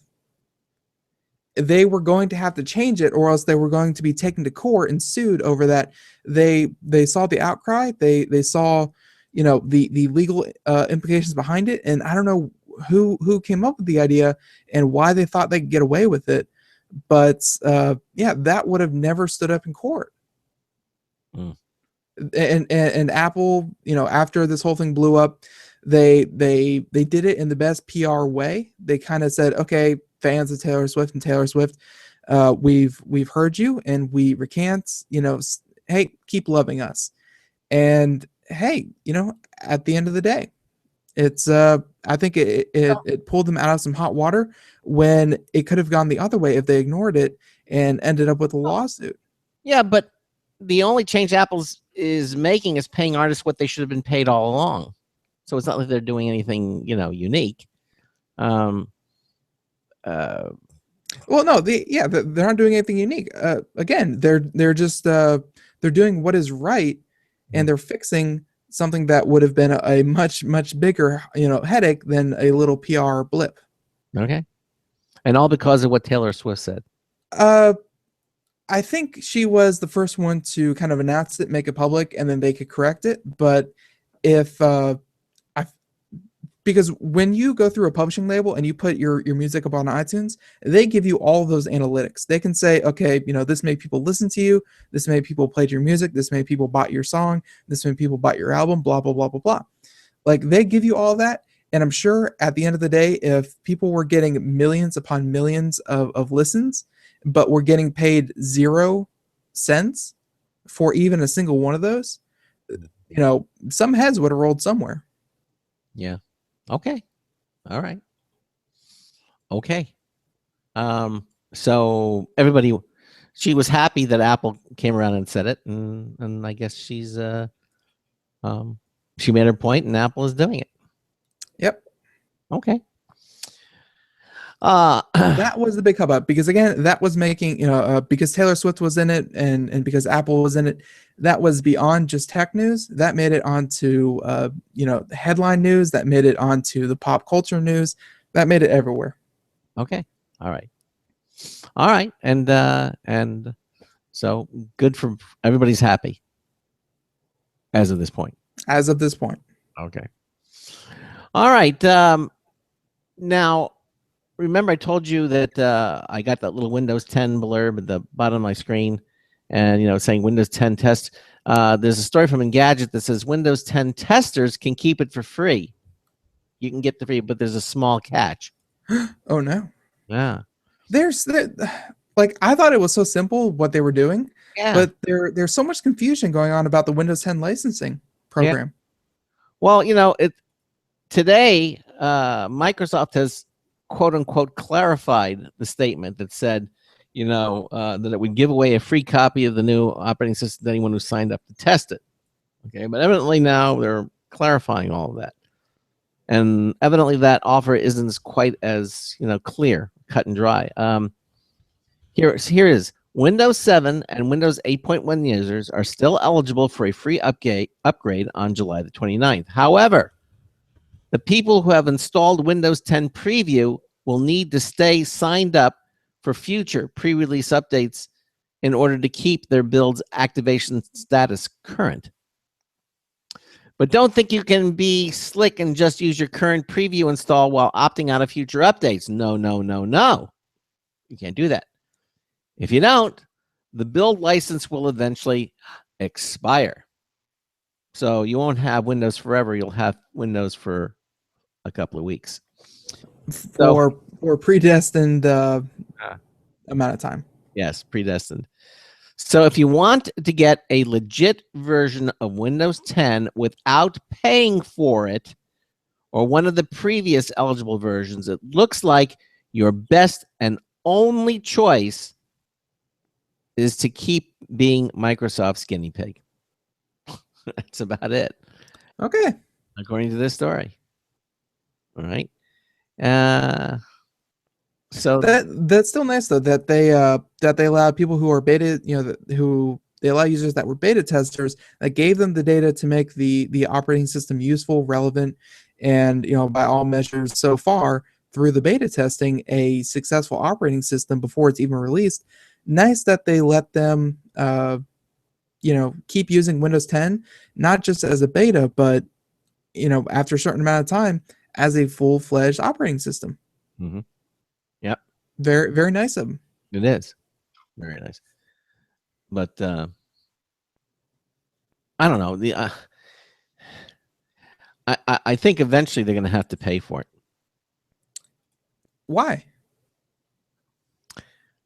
Because, well, they're going to get like little nag screens or something saying, you really should upgrade this legitimately. See, I don't think they will. I think if you're a beta user, and I'm not saying go out now and sign up for the beta program and you can get it when it rolls out next month, that probably won't work. But I'm sure if you're a beta user for for a long enough time, they'll give you Windows 10 almost for free, especially if you use it exclusively. Mm-hmm. All right. It would make good PR sense. Yes, it would. And Microsoft has been getting some pretty good PR. They've been hitting it out of the park, so I have high hopes. Mm-hmm. High hopes. Okay. All right. Let's see. 15 minutes left. That's enough time to do. Well, we have one on the business side. We have one on the entertainment side, but I think we're gonna go on the fashion side. All right. All right. And this today's Computer America fashion tip is skinny jeans. Skinny jeans. All right. Skinny jeans. With the tagline, "They look better than they feel." So this again from Pop Sci. Case study: skinny jeans cause nerve and muscle damage. Ooh, I don't like That's that. no good. And yes, the pants caused one patient's legs to stop working. No way. Way. So this by Alexandra Osala. And yeah, skinny jeans may be all the rage, but those things are really tight in a physical sense. One woman in Australia found out the downside of her chic yet tight-fitting trouser when she had trouble walking until she could no longer feel her feet. The woman, 35 in skinny jeans. Not going to say anything. Spent a whole day helping her relative move out of a house. She wore her skinny jeans for the task and spent a lot of time squatting, removing objects from low cupboards. As the day went on, the pants felt tighter and less comfortable. But she didn't stop the task. Later in the evening, she felt her feet became numb and she had difficulty walking. She couldn't control her feet and tripped, unable to get up. She spent several hours on the ground until she was found and brought to the hospital. Several hours without blood flow to your legs. Wow. And by the time the doctor saw her, they were so swollen they had to cut the jeans off her body, and she had completely lost feeling in her lower legs and feet and couldn't move her toes. CT scans and other tests showed the prolonged compression from the jeans had damaged nerve and muscle fibers in her calves, and when they swelled, they compressed and the nearby nerves, causing them to numb. Oh. Compartment syndrome. Look it up. That's what happened. And she cut off the blood supply to her feet. And after 4 days on an IV, the patient was allowed to walk home. Yes, she was just fine and she could walk. But it's a PSA. Yeah. Folks in skinny jeans, be careful. Don't wear them for too long. Don't, they're definitely trendy for a night out, but use the proper clothing, especially if you're just something like moving. Don't go wear skinny jeans doing that. Don't wear skinny jeans going jogging. Don't use the proper equipment for the job. Yes. And Craig, no more skinny jeans for you either. Okay, I'll stay away from that. I hear you have problems with your feet. Yeah. Gosh, yeah. Well, let's see. We have time to do a couple more stories here, don't we? Okay. This is interesting. This is again from Popular Science. An ancient paper art makes flexible, super strong electronics. It's called kirigami, not origami, but kirigami is changing the way we design materials. And thanks to the art of paper cutting, kirigami soon stretchable, and this kirigami, soon stretchable plasma displays and batteries will become a more viable reality. See, materials design teams across the country are taking cues from of this variation of origami, okay, to design stretchable and flexible conductors that conduct electricity. Conductors are the basis of modern electronics. Every phone, TV, and computer, of course, uses them. But researchers at the University of Michigan took a microscopic approach at kirigami-inspired conductors, making small incisions in conductive material to spread stress over a larger, predictable area. So in this method, the material itself expands. It's extremely stretchable. It's like a mesh material. And to avoid gaps in the display when using plasma screens, they said that the material would have to be layered and the cut would be much smaller than current prototypes. So basically, the technology is still far away from being from running in consumers. But it's interesting that they take ancient technologies. Oh, come on, Craig! You missed an opportunity there. What's that? Ancient Chinese secrets. Ancient Chinese secrets, and find modern applications. We see it time and time again in all fields. And that was one of the reasons I picked this, was that, again, this is something that the Chinese have been doing for thousands of years, but now they're finding an application for it in today's technology. It's crazy. And especially like this one here, where it says that the composite sheets can actually withstand up to 370% strain, up from the original 4%. Wow. So from 4% to 370. That is very, very cool. So, something like this could definitely be used in batteries. Just like I said, it could be used in screens and devices. But very, very cool stuff from a very, very old technique. Yeah, exactly. We're finding so many old things. What was it just the other? Your mom was telling us about. Oh no, she was talking stuff about like ancient computers and stuff like that. No. Before that, no. These diseases that they have in hospitals. Was it mirror? Oh yeah. MERS. Yeah.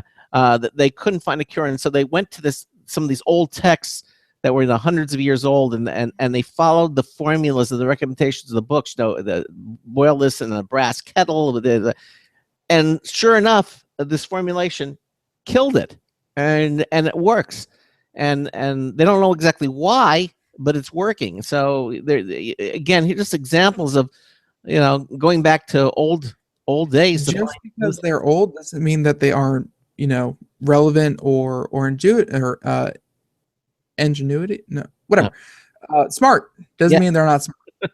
Exactly. I are smart. English is good. Yes, you find old technologies that work. Of course, a lot of Chinese medicine is based on that. Where you go to the local pharmacy, it's not capsules and pills, and it's the pharmacology is based on trees and herbs and spices and things of that nature. And when mixed properly, will affect cures. They know through thousands of years of trial and error, maybe not exactly what compounds and what works and why, but they know that, hey, if you take ginseng and this extract and this root, brew it into a tea and drink it 3 times a day, they know, after trial and error, which is, heck, could be way more advanced than what we do, that it does work. Well, we've been what our country's been around 250 years or something like that, and the Chinese are 5,000 years. So obviously they've had a lot more time doing these things. Yep. And a lot of there are a lot of technological promises buried in old texts. Just need to be revised and looked upon again. For sure. Yeah, exactly. And this is just another example of how kirigami, which is the art of, I guess, cutting paper as opposed to origami, which is folding paper. Mm-hmm. Makes this new material that's much stronger. Yep. Yeah. Okay. Well, here's one. Here's a story from the entertainment space, and I thought it was pretty cool because yes, you can go find this on YouTube. Okay. It's pretty cute. This one is from BGR again. Brad Reed, fan edits all 3 Star Wars prequels. Yeah, March of the Emperor, good one. All 3 Star Wars prequels into a single 2-hour movie that's better than the originals, because people raved and loved Star Wars 1 through 3. Yeah, they did. They did. They couldn't get enough of it. But with that aside, you can go to YouTube. You can type it out: Star Wars 1 through 3, a Phantom edit. Not Menace, a Phantom edit. Yeah, in 1080p, and it's a fan's creation. Let's see, Andrew Kwan. He says it's a quote unquote a condensed version of the prequels, cutting away all the fluff and focusing on the narrative of how Anakin becomes Darth Vader. He admits that there are limitations to this approach since the prequels are still pretty bad movies overall, but he does say it's an improvement. I'm sure this takes out Jar Jar Binks pretty much all together. But yeah, no, it's he liked the story of Star Wars, obviously, but he felt that 1 through 3 were simply too big, and he's condensed them down into one, turning what I think is about 9 hours of movie into a 2-hour film. Is he going to be hit by lawsuits and lawyers because I know they're really protective of material? I don't know. It's still up on YouTube as of the show, and he I don't know. It might get taken down. I would think that it's probably going to get taken down because when they get wind of this, they're extremely protective. Again, I'm not an expert on fair usage laws or copyright or anything like that. Maybe this falls in some kind of public domain, but Craig, I think you're right. It doesn't seem like it. Yeah, I don't think so. But hey, fans of Star Wars, get it while you can. It's up on YouTube. Yeah, I think get it while you can because it's. I think this is going to go away. It's going to go away real quick when he's going to cease and desist. And YouTube's going to get it, and he's got. I mean, anything that encroaches on Star Wars, they just slam it down until you get the proper licensing, and then they're not going to license this. Yeah, exactly. Well, let me tell you, the amount of times I've tried to get my Star Wars redubs and re-edits out there, and just to be hit time and time again with copyright infringement, it drives you up a wall that you can't take someone else's work, reorganize it, and ship it off as your own. Yeah, and boggles the mind. It does boggle the mind. I remember when I got that Star Wars lightsaber app for my iPhone. I thought it was the coolest thing, and like about 3 weeks after it came out, it got taken off. It got slammed. They said, no, you can't do that. Anyway, but then they came out with their own licensed Star Wars iPhone app. Well, that's probably why they're protective of it. Yeah, they did. And then they came out with their own version of it. Oh yeah, and that's right. Fort in the Chat Room makes a very good point that now this is owned by Disney. Yeah, Disney is totally all about protecting their IP. So Mickey Mouse may be coming for this guy. Yeah. So again, if you go to Google and get it while you can, because it's going away. Most def. Yes, most def. So we have about a couple of minutes here. I think we should just spend some time going over. By the way, our social media winner of the week, we're going to be changing our prize from the Logitech T60 Glass Touchpad. I think that's we're finishing on that, and I've heard from Logitech they're going to be awarding we're going to be giving a brand new prize. Yes, I can't announce yet because I don't know exactly what it's going to be, but I'm going to hear from them probably by tomorrow, and we'll probably 90 seconds. a brand new prize. So again, just go to computeramerica.com. You'll see all the little charms on the right-hand side of the screen: Facebook, Twitter, Google Plus, Pinterest. They're all there. YouTube. Just click on each one and subscribe to that service. That's our service. In other words, it's our Twitter page, our Facebook page, our YouTube page, and just say you like it or subscribe to it, and that you get that many more entries every Friday on Computer America and their prizes. All right, coming up tomorrow night, seconds. in the first hour, we're going to have computer technology news. More of that brought to you by Slimware Utilities, the official optimization software of Computer America. And then in the second hour, Star Trek Excalibur. We're going to have the two co-founders, the project director and the deputy director, Mr. Robert Mann and Mr. Luke Wade, are going to be here talking about the Star Trek Excalibur project. This is going to be very, very cool. It's the game. They've got everything there, and we're going to have both of them talking about it on tomorrow night's show in the second hour. And hopefully Ben and I will see you there tomorrow night, same time, same station. So until tomorrow night, this is Craig Crossman hoping that your hard disk never becomes floppy. 10 seconds. We'll see you tomorrow night. Good night, everyone.